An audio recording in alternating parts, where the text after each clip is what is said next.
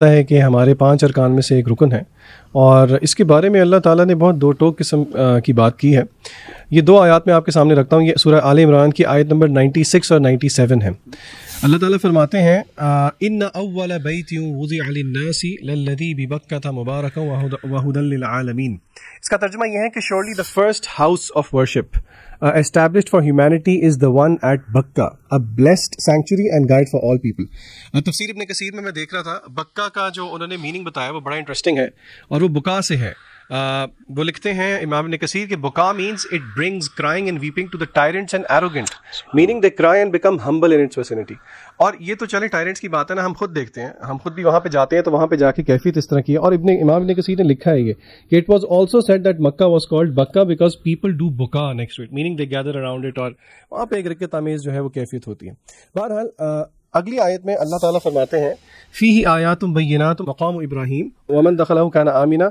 इस आयत के एंड पे अल्लाह ताला ने कहा, यानी कि वलिल्लाहि अलन्नासि हिज्जुल बैति, यानी कि अल्लाह ने कहा कि ये हक है लोग हज करें, मन इस्तता इलैहि सबीला, जो कि इस्तिताअत रखता है जाने पे। अल्लाह आयत को एंड करते हैं वमन कफरा, और जिसने इनकार किया फइन्नल्लाह गनियुन अनिल आलमीन। तो उलमा कहते हैं कि ये बहुत अहम आयत है। इसे समझने की ज़रूरत ये है कि अगर कोई इस्तिताअत रखता है, और ऑफ कोर्स इस्तिताअत में वो सारी चीज़ें जो कि फ़ुक़हा बताते हैं, माली इस्तिताअत है और ख़वातीन के लिए जो है महरम की इस्तिताअत है, ये अगर इंसान पूरी ना कर रहा हो हज की इस्तिताअत होने के बावजूद, तो अल्लाह ने इसको कुफ्र कहा है। वमन कफ़रा फ़इन्नल्लाह गनियुन अनिल आलमीन।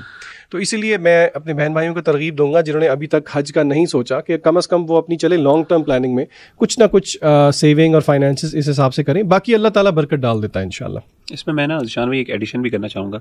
आमतौर पे हमारे यहाँ हज के हवाले से ये रवैया होता है कि हमारे ना कभी भी फाइनेंशियल प्लानिंग में वो शामिल ही नहीं होता।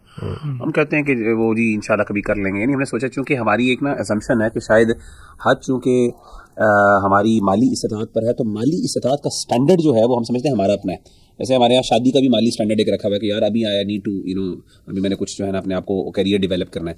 तो करियर डेवलपमेंट एक रिलेटिव टर्म है भाई, आपसे मुराद क्या। हमारे दीन में सुभान अल्लाह बाकायदा हज के हवाले से उसकी बेर में जो इस्तिताअत का मतलब है वो वजाहत कर दिया गया कि जिसके पास इतनी इस्तिताअत है उस पर फ़र्ज़ हो जाता है।